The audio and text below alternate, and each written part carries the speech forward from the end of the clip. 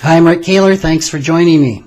Well, how do you spot the next investment opportunity that's going to become Apple, Facebook, or Microsoft?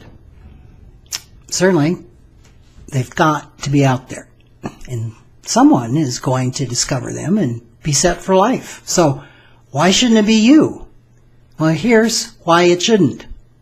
Like all registered investment advisors, the amount of money I manage for clients is publicly disclosed information that anyone with an internet connection can easily find.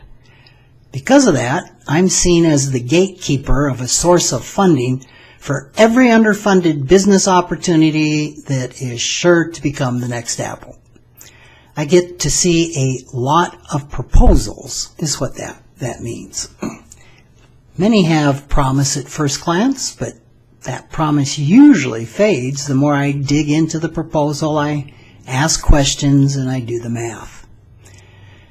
And after a few hours and hours of investigation, every few years I see that one proposal that